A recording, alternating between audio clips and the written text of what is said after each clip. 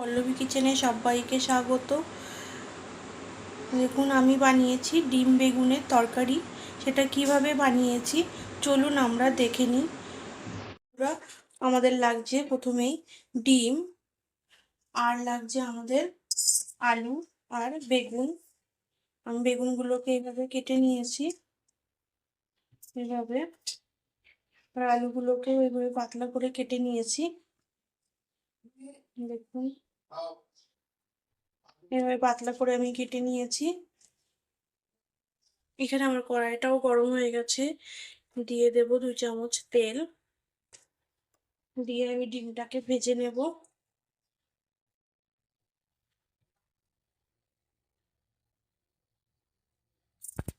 দিয়ে দেবো 1/2 চামচ হলুদ, 1 চামচের কম দিয়েছি, আর দিয়ে দেবো স্বাদ মতো নুন।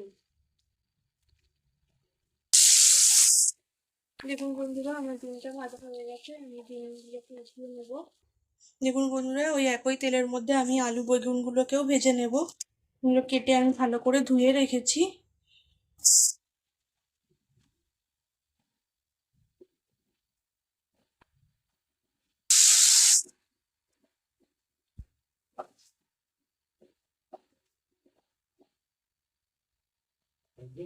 দিয়ে দেবো স্বাদ মতো 1 চামচ হলুদ গুঁড়ো।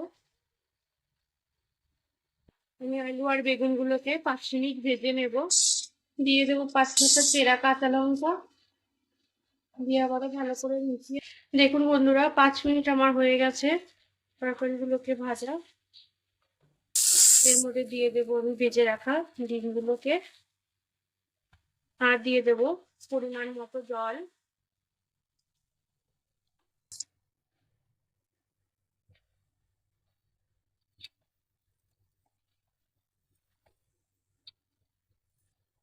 গরমে কিছু খেতে ভালো লাগছে না, তাহলে এরকম বেগুনের পাতলা ঝোল বানিয়ে নেবেন ডিম দিয়ে, খুবই ভালো লাগবে গরমে খেতে।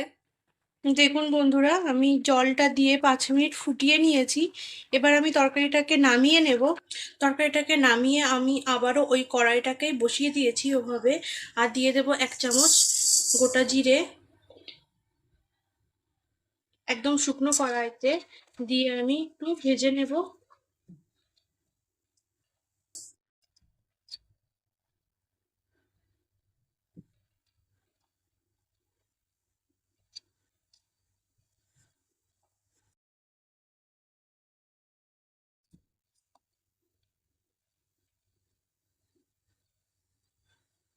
দেখুন আমার জিরেটা ভাজা হয়ে গেছে, জিরেগুলো ফুটছে।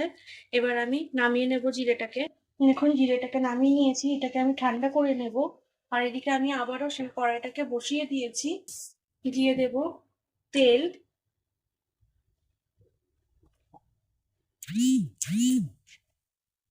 তেলটা আমাদের গরম হয়ে গেছে।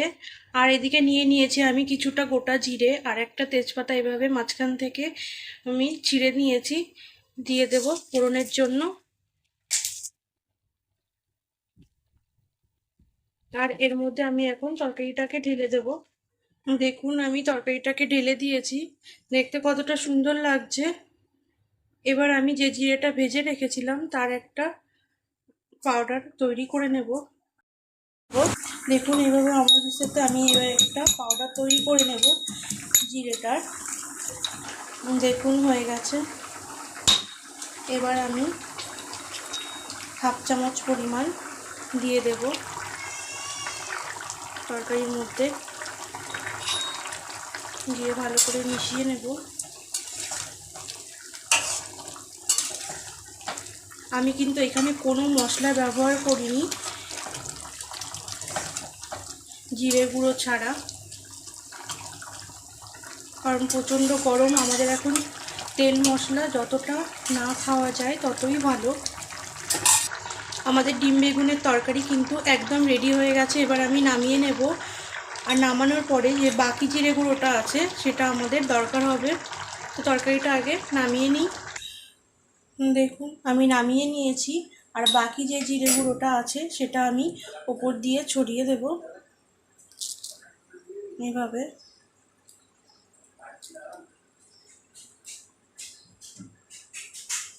দেখুন দেখতে কতটা সুন্দর লাগছে, দেখতে যতটা সুন্দর লাগছে গরমে ঠিক খেতে ততটাই সুন্দর লাগবে। আপনারা অবশ্যই বানিয়ে খাবেন, আমাকে কমেন্ট করে জানাবেন কেমন হয়েছে খেতে।